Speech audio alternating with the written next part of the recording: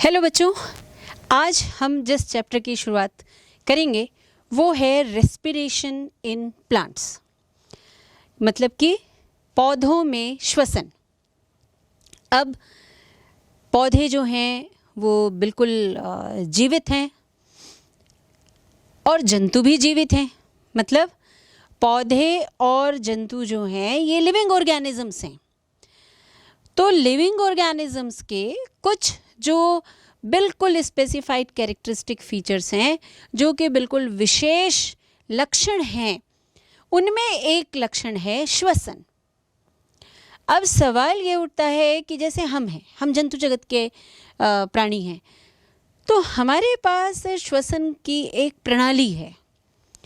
पर आप जब पौधे को देखते हैं तो आप पौधों में देखिए, आपको पत्ते दिखेंगे, फूल दिखेंगे, तना दिखेगा और ज़मीन के अंदर आपको जड़ें दिखेंगी। पर इनमें कोई ऐसा अंग आपको नहीं दिख रहा है जिसको आप नॉस्ट्रिल कह सकें या जिसको आप ट्रैकियल डिफाइन कर सकें, लंग्स कह सकें, फेफड़े कह सकें। ऐसा कोई अंग इनमें नहीं होता। लेकिन जब हम बात कर रहे हैं पौधों में श्वसन की, तो जाहिर सी बात है कि पौधों में श्वसन हो रहा है। तो कैसे होता है वो, और श्वसन क्यों होना चाहिए? चाहे किसी भी प्राणी की बात लें, आप जंतु जगत की लें या पौधे जगत की लें, पादप जगत की लें, तो श्वसन होना क्यों चाहिए? क्या कारण है कि श्वसन हमारे लिए बहुत ही आवश्यक एक मेटाबॉलिज्म है, एक कार्यकी है, एक फिजियोलॉजी है, और इसके बिना जीवन असंभव है। तो यदि मैं आपको लेकर के चलूँ थोड़ा सा वेदांत की ओर, तो देखिए सांसों का ही खेला ये पूरा जगत है। जब तक सांस है तब तक आस है, और इन सांसों के बीच में, मतलब सांसों का जाना और आना, इसके बीच को ही हम क्या कहते हैं? प्राण कहते हैं। तो ये जो प्राण हैं, ये अगर पौधे जो हैं वो जीवित हैं, तो उनके अंदर भी ये श्वसन होता है। अब श्वसन के फायदे क्या हैं? क्या होता है? आप भोजन करते हैं ऊर्जा के लिए। भोजन जब ऊर्जा के लिए करते हैं तो उस ऊर्जा का निर्माण कैसे होता है? ऑक्सीडेशन से। मतलब जो ऑक्सीकरण होता है, जो ऑक्सीडेशन होता है, ऑक्सीजन के साथ ग्लूकोज का मॉलिक्यूल टूटता है। ब्रेकडाउन ऑफ कार्बोहाइड्रेट C6H12O6, आप देख रहे हैं कि C6H12O6 plus O2 gives you CO2 H2O और एनर्जी। तो ये जो ऊर्जा है ये तभी निकलती है जब ऑक्सीडेशन हो। अब ये जो ऑक्सीडेशन है पौधों में तभी होगा जब ऑक्सीजन रहेगी। तो यहाँ पर कैसे ऑक्सीजन आएगी और कैसे CO2, क्योंकि CO2 तो यहाँ भी निकल रहा है, तो CO2 कैसे निकलेगी बाहर? ये चीज़ें थोड़ा सा समझने की बात है। सबसे पहले तो हम ये देखें कि श्वसन को समझने के लिए हमको प्रकाश संश्लेषण, मतलब फोटोसिंथेसिस में थोड़ा सा हमको वापस जाना पड़ेगा। जो फोटोसिंथेसिस हो रहा है, क्योंकि हम हेटेरोट्रॉप्स हैं, हम अपना भोजन स्वयं नहीं बनाते हैं, हम पौधों के ऊपर निर्भर होते हैं, ये बात आपको सबको पता है।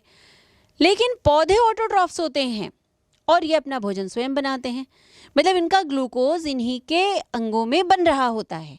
अब ग्लूकोज का बनना आपको पता है कि प्रकाश के द्वारा क्लोरोफिल में होता है, थाइलेकॉइड्स में होता है, आपने देखा है।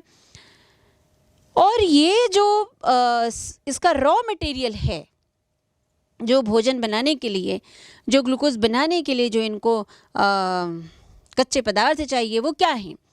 तो वो है कार्बन डाइऑक्साइड और वो है H2O।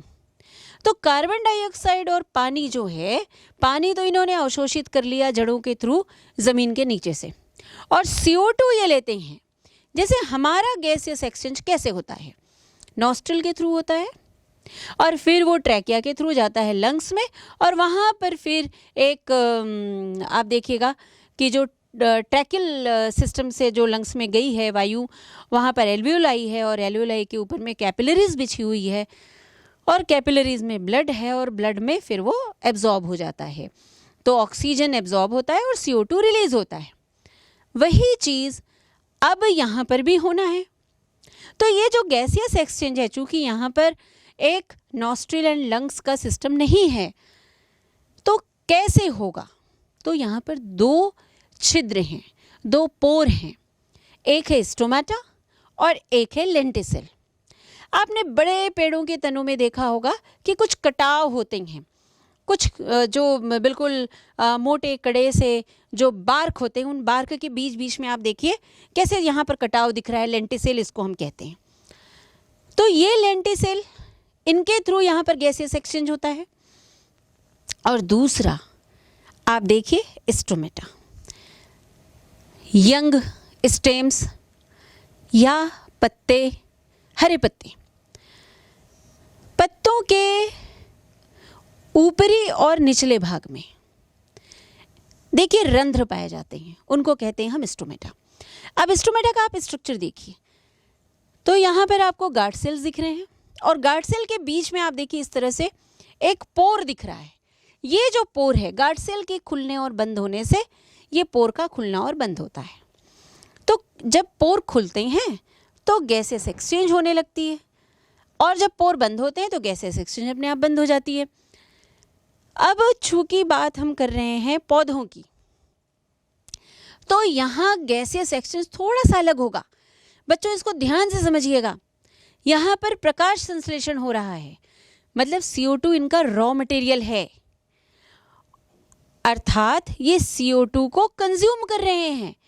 यही इन पौधों की सबसे बड़ी अच्छाई है और सबसे बड़ा वरदान है हमारे लिए कि ये CO2 कंज्यूम करते हैं और हमारे वातावरण को शुद्ध करते हैं, और ये ऑक्सीजन रिलीज करते हैं। आप देख रहे हैं कि ऑक्सीजन रिलीज होता है जब ग्लूकोज बनता है फोटोसिंथेसिस में। यहाँ देखिए फोटोसिंथेसिस का फॉर्मूला आया है, और फोटोसिंथेसिस के फॉर्मूले में यहाँ पर क्या हो रहा है कि ग्लूकोज बन रहा है और ग्लूकोज के साथ साथ क्या बन रहा है, ऑक्सीजन बन रहा है। तो यह फोटोसिंथेसिस की सबसे बड़ी एक अच्छाई है, एक योगदान है, हमारे लिए वरदान है। जब ये ऑक्सीजन रिलीज होता है तो स्टोमेटा खुलता है, और जब CO2 अंदर आता है तो स्टोमेटा खुलता है। लेकिन हमने अब रेस्पिरेशन की बात की है, तो रेस्पिरेशन या श्वसन में क्या हो रहा है, बिल्कुल उलट प्रक्रिया चल रही है। थोड़ा सा ऑक्सीजन जो यहाँ फोटोसिंथेसिस में बना वो अब रिटेन हो जाएगा श्वसन के लिए, और जो CO2 श्वसन के बाद निकल रहा है वो कंज्यूम हो जाएगा फोटोसिंथेसिस में। कभी कभी आपने दादी नानी को कहते सुना होगा कि रात में पौधों के पास नहीं जाना है। क्यों नहीं जाना है? भूत प्रेत होते हैं ऐसी बात नहीं है। उनका मानना है कि पौधों के आसपास रात को जो पूरा का पूरा माहौल है वो उतना शुद्ध नहीं हो पाता, क्योंकि रात में फोटोसिंथेसिस नहीं चल रही होती है, मतलब ऑक्सीजन रिलीज नहीं हो रहा है। तो वहाँ पर क्या हो रहा है, CO2 रिलीज हो रहा है। और दिन में जो CO2 रिलीज हो रहा है रेस्पिरेशन से, इसका अर्थ ये नहीं लगाना है कि पौधे दिन में सांस नहीं लेते हैं। बहुत साफ सुथरे ढंग से बातों को समझिए कि पौधे दिन में भी सांस लेते हैं, रात में भी सांस लेते हैं। जैसे हम लेते हैं पूरे दिन, सोते समय भी हम लेते रहते हैं सांस, वैसे ही पौधों का श्वसन भी चलता रहता है। पर चूंकि पौधे ऑटोट्रॉफ्स होते हैं, इसलिए अपने श्वसन से निकला हुआ CO2 भी वो कंज्यूम कर लेते हैं फोटोसिंथेसिस में। तो क्या निकला वहाँ पर दिन में? ऑक्सीजन ही निकला। तो दिन में पौधों के आसपास का वातावरण क्या हुआ? शुद्ध हुआ, ऑक्सीजनेटेड हुआ, ऑक्सीजोन हुआ। जैसे जिम के आसपास आप जाते हो, आपको ऑक्सीजोन आजकल कहीं कहीं पार्क में ऑक्सीजन सेंटर लिखा होता है, ऑक्सीजोन लिखा होता है, तो वो शुद्ध होते हैं। लेकिन रात में ऑक्सीजन का रिलीज बंद हो जाता है, फोटोसिंथेसिस नहीं होता। तो उस केसेस में क्या होगा वहाँ पर कि जब फोटोसिंथेसिस नहीं हो रहा है तो ऑक्सीजन नहीं निकलेगा, तो वातावरण क्या होगा, वहाँ पर ऑक्सीजन कम होगा। और यदि आपके घर के आसपास बगीचा है, पौधों की संख्या ज़्यादा है, तब तो और भी नहीं जाना चाहिए। क्योंकि कंसंट्रेशन ऑफ CO2 ही ज़्यादा होगा उस केस में, तो वातावरण बिल्कुल अशुद्ध होगा। इसलिए रात में पौधों के बीच में नहीं रहना चाहिए या किसी बड़े वृक्ष के नीचे नहीं सोना चाहिए। जैसे बड़ा वृक्ष क्या है? पीपल है। और पीपल की बात मैं आपको बता दूं, बहुत ही साइंटिफिक बात है। पीपल इज अ प्लांट जिसके दोनों तरफ स्टोमेटा की संख्या बिल्कुल बराबर है और वो लगातार ऑक्सीजन रिलीज करता है। पर चूंकि वो इतना विशाल वृक्ष है कि यदि वो श्वसन करने लगे तो आप सोचो कि रात में उसका CO2 रिलीज भी उतना ही ज़्यादा होगा। इसलिए बोलते हैं ना कि पीपल के पेड़ के पास तो बिल्कुल ही नहीं गुजरना रात को। उसका कारण यही है। और दिन में वही पीपल का वृक्ष क्या है? भगवान का घर है, उसकी पूजा करना है। करते हैं ना हम पूजा पीपल की। तो ये जितने भी पौधों की पूजा करना, पहाड़ों की पूजा करना, नदियों की पूजा करना, ये सब सेक्रेड ग्रूव्स हैं बच्चों। ये सब हमको सिखाते हैं कि प्रकृति हमारे लिए वरदान है, हमको उनकी पूजा करना चाहिए। वी शुड वर्शिप देम, ये सिखाते हैं। इनके बिना हमारा जीवन संभव नहीं है। तो आइए अब आगे चलते हैं। फिर से हम श्वसन में, रेस्पिरेशन इन प्लांट्स में, और अब रेस्पिरेशन इन प्लांट्स में मैं आपको बताने वाली हूँ कि हम क्या क्या यहाँ पर देखेंगे। सबसे पहले हम देखते हैं रेस्पिरेटरी सबस्ट्रेट्स को। क्या होता है सबस्ट्रेट? क्या होता है वो पदार्थ? तो हमने देखा कार्बोहाइड्रेट है, फैट है, प्रोटीन है ना। इनकी जब ब्रेकडाउन होती है, ये जब टूटते हैं तो इनका अलग अलग कैलोरी रिलीज होता है। इनका क्वेशेंट, इनका जो गुणांक है वो अलग अलग होता है। ठीक है, तो इनके गुणांक अलग होने से, श्वसन गुणांक अलग होने से, क्वेशेंट अलग होने से हमारे श्वसन क्रिया की दर पर प्रभाव पड़ता है। तो ये रेस्पिरेटरी सबस्ट्रेट्स में हम देखेंगे। दूसरा बिंदु हम इसमें देखेंगे गैसियस एक्सचेंज, जो अभी हमने चर्चा की, डिस्कशन किया। गैसियस एक्सचेंज पे हमने स्टोमेटा और लेंटिसेल पे भी बात की। फिर आता है कि श्वसन के प्रकार कितने होते हैं। तो बच्चों, श्वसन तो बेसिकली आपको पता है कि दो तरह के हो सकते हैं। एक तो वो जिसमें कि ऑक्सीजन यूज़ हो, और एक वो जिसमें ऑक्सीजन का उपयोग ना हो। तो अगर ऑक्सीजन यूटिलाइज हो रहा है, तो ऑक्सीजन जब यूटिलाइज हो रहा है तो आप देखें उसको कहते हैं हम एरोबिक रेस्पिरेशन, और जब ऑक्सीजन यूटिलाइज नहीं होता है तो उसको हम कहते हैं एनारोबिक रेस्पिरेशन। अब ये जो रेस्पिरेशंस हैं, अगर हम बात करें एरोबिक या एनारोबिक रेस्पिरेशंस की, तो आप देखिए कि फिर से जो इनके मैकेनिज्म्स हैं, पार्ट ये एरोबिक्स के हैं, पर एक ऐसा पार्ट है जिसमें ऑक्सीजन इज नॉट रिक्वायर्ड, और जो पूरे बायोस्फीयर में, चाहे वो प्लांट हो चाहे वो एनिमल हो, बिल्कुल एक सरीका चलता है, एक जैसा वो चलता है। उसमें कहीं कोई तब्दीली नहीं आती, कोई फ़र्क नहीं आता, और उस प्रोसेस को हम कहते हैं ग्लाइकोलिसिस। एक्चुअली ग्लाइकोलिसिस क्या है? इसमें ऑक्सीजन की ज़रूरत नहीं पड़ती, और पार्शियल ऑक्सीडेशन मतलब एंजाइमेटिक मशीनरी है। एंजाइम्स के थ्रू ही पूरी तरह से पूरी प्रक्रिया जो है वो एंजाइम के द्वारा ही संपन्न हो जाती है। और इसमें एक ग्लूकोज जो है वो टूटता है दो पायरुविक एसिड के मॉलिक्यूल में। कितने पायरुविक एसिड के मॉलिक्यूल में? दो पायरुविक। और दो पायरुविक एसिड का मॉलिक्यूल जब बनता है तो दो ATP भी बनते हैं। ATP मतलब एडिनोसिन ट्राइफॉस्फेट, और साथ ही साथ NADH2 बनता है, वो भी दो मॉलिक्यूल बनते हैं। अच्छा, अब जब ये ग्लाइकोलिसिस संपन्न होता है, तो ग्लाइकोलिसिस के संपन्न होने में यहाँ देखिए कि पायरुविक एसिड बन चुका है।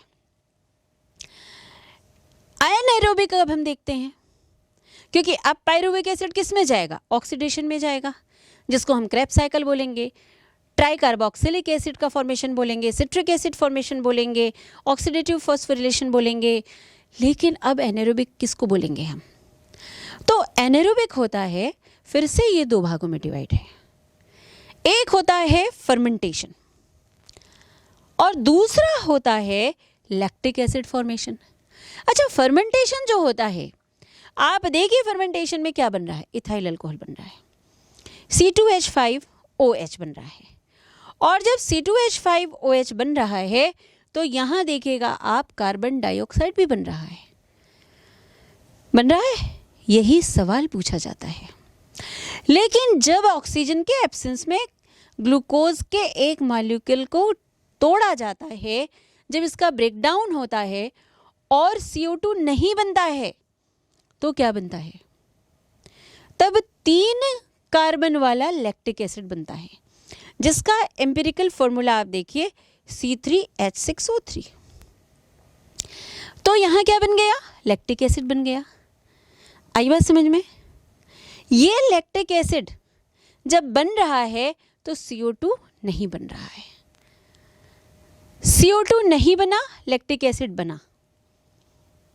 एनारोबिक रेस्पिरेशन, क्योंकि ऑक्सीजन यूज नहीं हुआ। इथाइल अल्कोहल बना और CO2 भी बना, पर ऑक्सीजन यूज नहीं हुआ। एनारोबिक रेस्पिरेशन मतलब दो तरह का, एक फर्मेंटेशन जिसमें इथाइल अल्कोहल बना और एक लैक्टिक एसिड फॉर्मेशन। ये जनरली हमारी मसल्स में होता है और बहुत डीप इनसाइड सेल्स होती हैं पौधों में, उनमें ये एनारोबिक रेस्पिरेशन पाया जाता है। तो ये हमने देखा, एक तो फर्मेंटेशन और दूसरा लैक्टिक एसिड फॉर्मेशन। अब आगे जब बढ़ते हैं तो ये जो प्रक्रिया है ये आएगी इलेक्ट्रॉन ट्रांसपोर्ट सिस्टम में। इलेक्ट्रॉन ट्रांसपोर्ट सिस्टम के साथ साथ जब ये प्रक्रिया आगे बढ़ेगी तो आप देखेंगे कि इसमें किस तरह से इलेक्ट्रॉन एक मॉलिक्यूल से दूसरे मॉलिक्यूल में पास ऑन हो रहा है।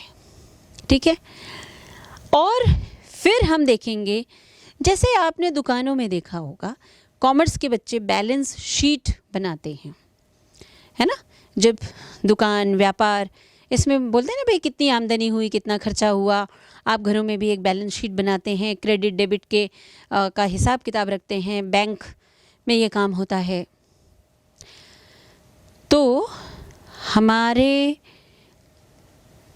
बायोस्फीयर में भी एक बैलेंस शीट चलती है जिसको हम बोलते हैं रेस्पिरेटरी बैलेंस शीट।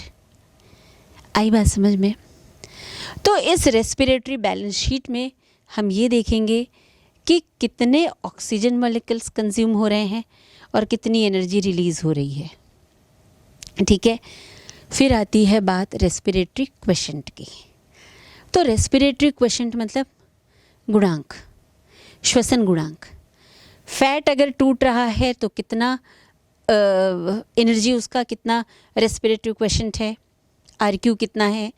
कार्बोहाइड्रेट टूट रहा है तो RQ कितना है, और अगर प्रोटीन टूट रहा है तो RQ कितना है, मतलब रेस्पिरेटरी क्वोशिएंट कितना है। तो अब यहाँ देखिएगा कि रेस्पिरेशन की इतनी सारी बातें करने के बाद हम बार बार यही बोल रहे हैं कि फैट टूट रहा है, प्रोटीन टूट रहा है, कार्बोहाइड्रेट टूट रहा है, पर क्या टूट रहा है उसमें? What is being broken? टूट क्या रहा है? Carbon carbon bond is being broken. आ गई बात समझ में?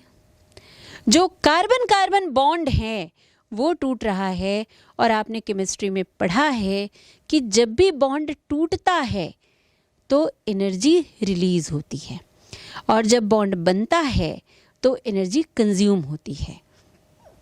इसीलिए जब रेस्पिरेशन में ये कार्बन कार्बन बॉन्ड टूटते हैं तो एनर्जी रिलीज हो रही है, मतलब ATP बन रहा है।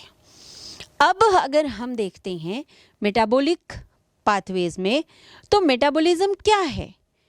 कैटाबॉलिज्म और एनाबॉलिज्म का मिश्रण है ना? यही तो पढ़ा है आपने कि भाई मेटाबॉलिज्म क्या है। तो metabolism is equals to catabolism plus anabolism. अब एनाबॉलिज्म हम किसको बोलते हैं? फॉर्मेशन को, बनने को। और कैटाबॉलिज्म हम किसको बोलते हैं? टूटने को। मतलब यहाँ क्या हो रहा है रेस्पिरेशन में? ग्लूकोज टूट रहा है तो कैटाबॉलिज्म, और एटीपी बन रहा है तो एनाबॉलिज्म। तो ये ऐसी प्रक्रिया है जिसमें कैटाबॉलिज्म भी हो रहा है और जिसमें एनाबॉलिज्म भी हो रहा है। मतलब it is called the amalgamation, the combination of both the process। मतलब दोनों ही प्रक्रिया का यह मिश्रण है और इसलिए हम इसको कहते हैं एम्फीबोलिक पाथवे। क्या कहते हैं? एम्फीबोलिक पाथवे या एम्फीबोलिज्म। एम्फी का मतलब होता है टू, एम्फीबिया जो दो मीडियम में रह सकते हैं, एम्फी है ना। तो एम्फी थिएटर, एम्फीबोलिज्म, दो इसमें हो रहा है, बन भी रहा है और टूट भी रहा है, इसको हम कहते हैं एम्फीबोलिज्म। Got it. अब हम देखते हैं कि जो हम एनारोबिक और एरोबिक्स की जब हम बात करते हैं तो कुछ ऑर्गेनिज्म जो होते हैं वो बिल्कुल पूरी तरह से ऑक्सीजन के उपस्थिति में ही श्वसन कर सकते हैं और कुछ पौधे जो हैं ऑक्सीजन की अनुपस्थिति में ही श्वसन करेंगे। आपने देखा होगा लेग हीमोग्लोबिन एक आता है। लेग हीमोग्लोबिन कहाँ पर मिलता है? लेग्यूम्स की जड़ों में, है ना। और जब आप उसको काटते हैं तो आपको लाल रंग का दिखता है।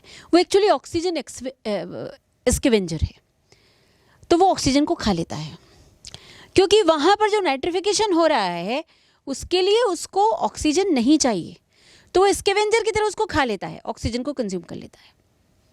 मतलब वो क्या है? ऑब्लिगेटरी एनारोब्स हुए, वो ऑक्सीजन में सरवाइव नहीं कर पाएंगे। और ऐसे ही ऑब्लिगेटरी एरोब्स होते हैं जो ऑक्सीजन के बिना सरवाइव नहीं कर पाएंगे। पर कुछ ऐसे होते हैं जो ऑक्सीजन मिल गया तो भी वो सरवाइव कर लेंगे और ऑक्सीजन नहीं मिला तो भी वो अपना दूसरा मोड चेंज कर लेंगे। उनको हम बोलते हैं फैकल्टेटिव। क्या कहते हैं? फैकल्टेटिव।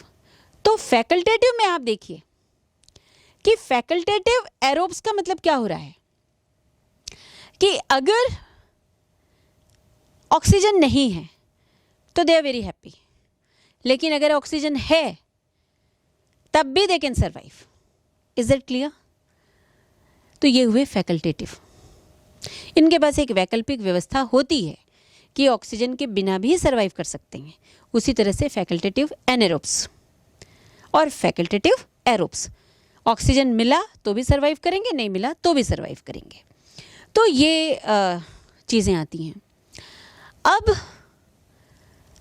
जब भी हम बात शुरू करते हैं एंजाइमेटिक मशीनरी की तो हम बात अपनी रखते हैं किसके लिए? ग्लाइकोलिसिस के लिए।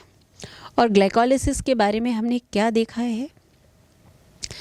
एक ग्लूकोज का मॉलिक्यूल कितने में ब्रेक डाउन हो रहा है? 2 पायरुविक एसिड में, ठीक है। और 2 एटीपी बन रहे हैं और 2 NADH2 बन रहे हैं। अब ये जो पूरी की पूरी ग्लाइकोलिसिस की प्रोसेस है ये 10 स्टेप प्रोसेस है। इसमें 10 स्टेप आते हैं और बहुत सारे एंजाइम्स इसमें इन्वॉल्व होते हैं, लेकिन इनको 3 बेसिक प्रकार में, मतलब इनके 3 जो बेसिक डिविजन्स हैं वो हैं, एक है फॉस्फोराइलेशन और दूसरा है स्प्लिटिंग ऑफ फ्रक्टोज 1,6 फॉस्फेट और तीसरा है फॉर्मेशन ऑफ पायरुविक एसिड। तो हम अपनी अगली क्लास में शुरू करेंगे। हम देखेंगे प्रोसेस ऑफ ग्लाइकोलिसिस कि ग्लाइकोलिसिस में जो स्टेप्स हैं, जो एंजाइमेटिक स्टेप्स हैं, वो कैसे आगे बढ़ेंगे और किस तरह से ये 3 प्रक्रियाएं, phosphorylation, splitting of fructose 1,6 phosphate and formation of pyruvic acid, अपने अंजाम तक पहुंचेंगी, अपने रिजल्ट को ये ओरिएंट करेंगी। तो तब तक के लिए बच्चों आप इस कक्षा का रिवीजन करिए और हम फिर मिलेंगे ग्लाइकोलिसिस की प्रोसेस के साथ।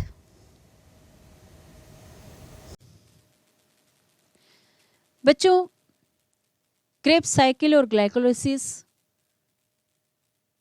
दोनों प्रक्रिया देखने के बाद आइए हम देखते हैं कि इन दोनों प्रक्रियाओं में मुख्य अंतर क्या है। ग्लाइकोलाइसिस में देखिए यह 9 चरणों का रेखीय पथ है। क्रेब्स साइकिल यह 8 चरणों का रेखीय पथ है, चक्रीय पथ है। मतलब एक लीनियर पाथवे है और एक साइक्लिक पाथवे है। ग्लाइकोलाइसिस कोशिका द्रव्य में होता है अर्थात साइटोप्लाज्म में होता है। इसमें श्वसनीय क्रियाधार ग्लूकोज होता है।